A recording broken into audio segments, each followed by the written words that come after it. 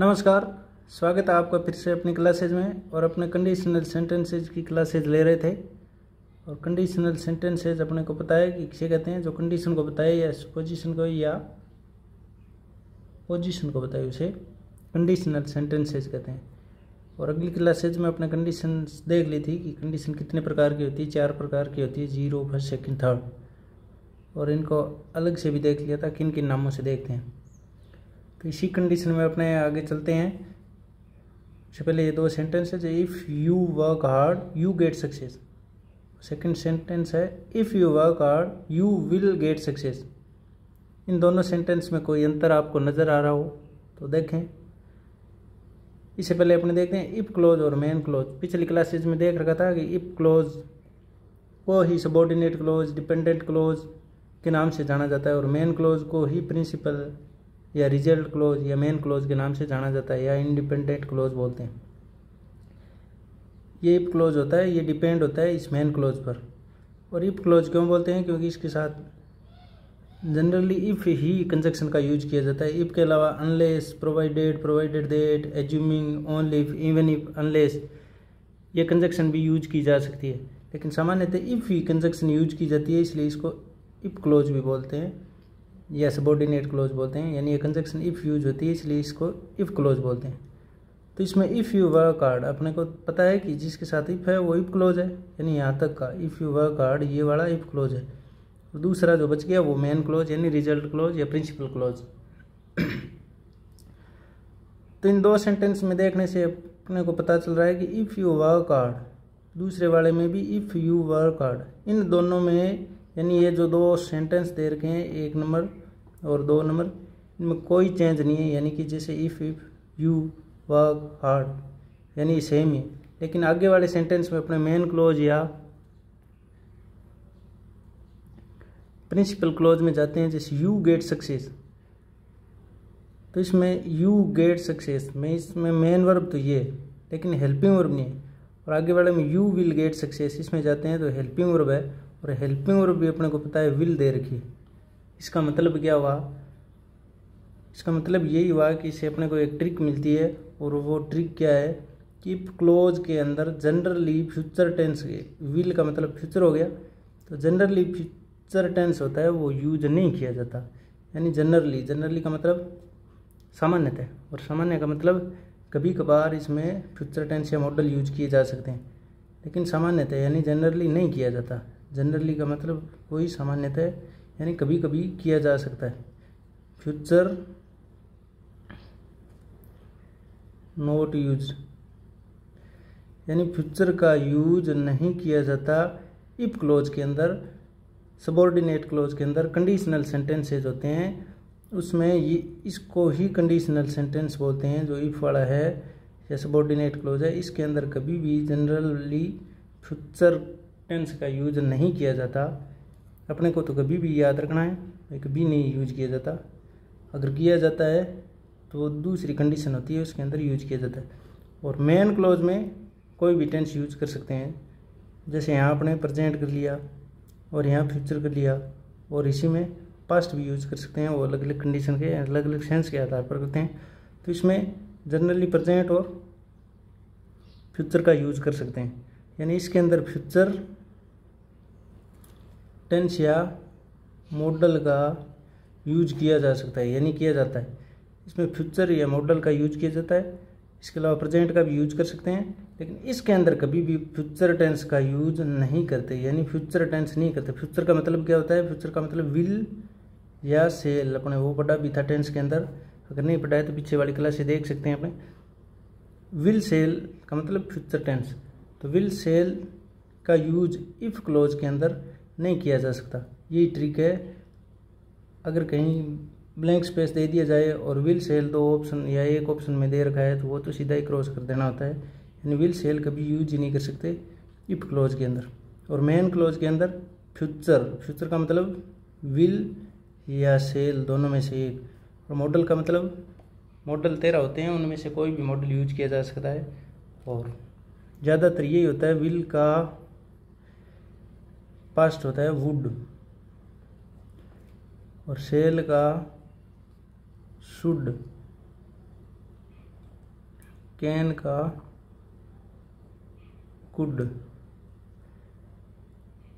मे का MIGHT might, will का would नहीं बोलना, would, shall, should, can, could, may, might.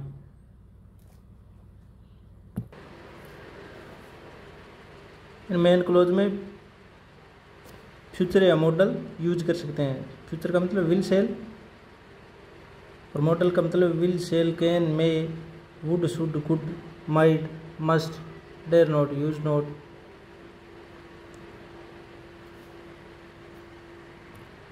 और टू, नीड नॉट, वो तो मॉडल का अलग पार्ट है, वो मॉडल यूज कर सकते हैं।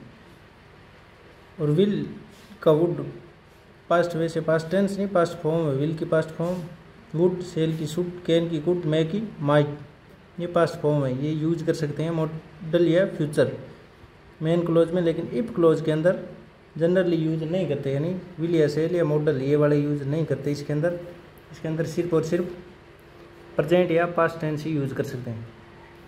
तो ये ट्रिक थी, अपने को याद रखना है। अगर ब्लैंक स्पेस दे दी जाए, अगर ये सेंटेंस हो, इफ़ यू, यहाँ ब्लैंक स्पेस दे दी जाए और यहाँ भी दे दी जाए, और ऑप्शन में अपने को ऐसे दे दिया जाए कि will work,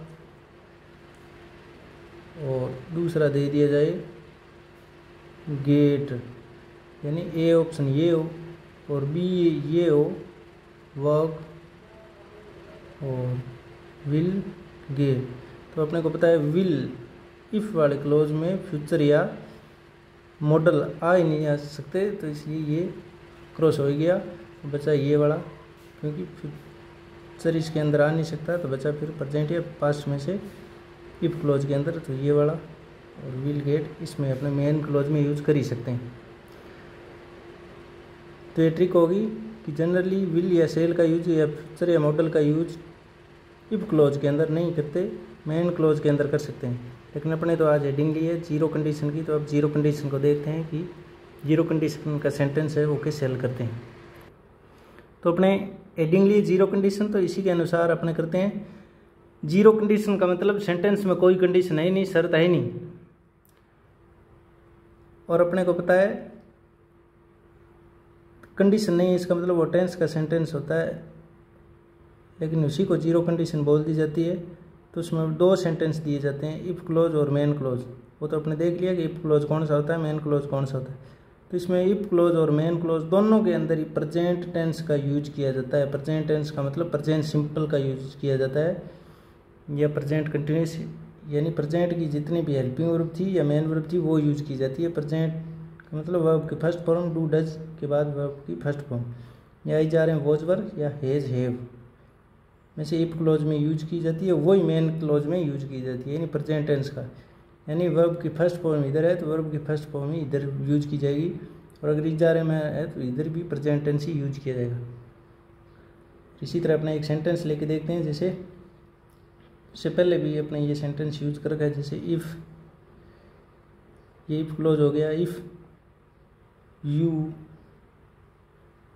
heat water 200 degree Celsius, it verb भरनी है बॉयल को, तो बॉयल को बनाकर भरनी है कि if you heat water 200 degree Celsius. तो अपने को पता है 100 डिग्री सेल्सियस हो या कोई और टेम्परेचर की बात हो, तो अपने को पता है साइंस की बातें होती है, यूनिवर्सल ट्रूथ होता है। और जीरो कंडीशन में अपने पहले भी देख लिया कि जीरो कंडीशन का मतलब यूनिवर्सल ट्रूथ या साइंटिफिक ट्रूथ, और साइंटिफिक ट्रूथ और यूनिवर्सल ट्रूथ अपने को पहले से ही पता है कि प्रेजेंट टेंस के अंदर ही यूज करते हैं। तो एक तरफ प्रेजेंट टेंस दे रखा है, यू के साथ वर्ब दिए हीट, यानी सब्जेक्ट के अकॉर्डिंग हीट ये फर्स्ट फॉर्म है, और फर्स्ट फॉर्म विदाउट एस या ईएस के दिए, क्योंकि ये प्लूरल के अनुसार प्लूरल वर्ब यूज की। तो अब आगे वाले में भी अपने प्रेजेंट यूज करेंगे, क्योंकि ये प्रेजेंट है, वर्ब की फर्स्ट फॉर्म है, तो इधर भी वर्ब की फर्स्ट फॉर्म आ गई, और इट के अनुसार सब्जेक्ट के अनुसार वर्ब को यूज करना है। सब्जेक्ट सिंगुलर है तो वर्ब भी सिंगुलर आएगी, बॉयल को सिंगुलर बनाकर लिखना है तो सिंगुलर बनाएंगे वर्ब को, मेन वर्ब को, तो इसके साथ अच्छी है इस लगाते हैं, तो इस लगा दिया। इधर भी वर्ब की फर्स्ट फॉर्म यानी प्रेजेंट टेंस हो गया, इधर भी प्रेजेंट टेंस। और ये अपने आप में साइंस की बात है और ये हमेशा सत्य बातें होती है, उन्हीं को जीरो कंडीशन बोला जाता है। यानी इनमें कोई कंडीशन की या फ्यूचर की या पास्ट की कोई बात ही नहीं होती, तो इसे जीरो कंडीशन कहते हैं। इसी तरह अगर एक और सेंटेंस लें और वो अपना ब्लैंक स्पेस देकर भरना चाहिए तो कैसे भरेंगे देखते हैं। Water blank space freeze if the temperature falls below 0 degree Celsius. ये सेंटेंस है। अब अपने ऑप्शन भी बना लेते हैं, जैसे will freeze, B freezes, C कुछ भी बना लेते, जैसे वुड फ्रीज। अपने को पता है कि जो डिग्री सेल्सियस या यूनिवर्सल ट्रूथ की बात हो वो हमेशा ही जीरो कंडीशन में होती है, और जीरो कंडीशन हमेशा ही दोनों सेंटेंस होते हैं, जो मेन क्लोज और इफ क्लोज। ये इफ वाला तो इधर दे रखा है, इफ है जिसके साथ वो दोनों ही प्रेजेंट टेंस में यूज किए जाते हैं। तो अपने को पता है द टेम्परेचर ये सब्जेक्ट है, इसके बाद जो वर्ब है ये फॉल्स, ये इसके अकॉर्डिंग प्रेजेंट सिंपल में आई है, तो इधर भी कौन सी टेंस में भरी जाएगी, फिर प्रेजेंट सिंपल के अंदर, क्योंकि ये साइंस की बात है, साइंटिफिक ट्रूथ है, इसलिए प्रेजेंट सिंपल दोनों सेंटेंसेज में भरेंगे। तो इस प्रकार विल फ्रीज तो भरेंगे नहीं, क्योंकि यूनिवर्सल ट्रूथ या साइंस की बात है, तो इसमें कंडीशन की कोई बात ही नहीं है, फ्यूचर भरेंगे नहीं। और अपने को पता है कंडीशन यानी जो साइंस की या यूनिवर्स ट्रूथ की कंडीशन बतानी हो उसमें प्रेजेंट टेंस यूज करते हैं, और जो टेंस में भी अपने पढ़ा था। और ये ऑप्शन भी फिर प्रेजेंट का है नहीं, तो ये भी कट गया, तो बचा ये, तो फ्रीजेज ये भर दिया। इसी तरह एक और सेंटेंस है जो अपने आप को करना है खुद, जैसे इफ इट रेन वर्ब है, RAIN, रेन को आप बनाकर पढ़ना है, द ग्राउंड वेट, यानी ये सेंटेंस है, इसको भरना है, वर्ब है रेन और एक गेट, यानी ये ऑप्शन है, इसमें रेन या दूसरे ऑप्शन में गेट, बी ऑप्शन है विल रेन, दूसरे में है गेट्स। और इसी तरह सी ऑप्शन है रेन्स, दूसरे के लिए, यानी यहाँ गेट वर्ब है, द ग्राउंड वेट से पहले यहाँ गेट है, गेट को बनाकर लिखना है, रेन्स और गेट्स। तो अपने देखते हैं, भरना तो खुद को था, आप भी खुद भी भर सकते हो। If it rain the ground wet, यहाँ आपने सीधे भी अगर कंडीशन पता नहीं चलती है तो भी भर सकते हैं कि एक ऑप्शन तो अपने काट ही सकते हैं, कौन सा।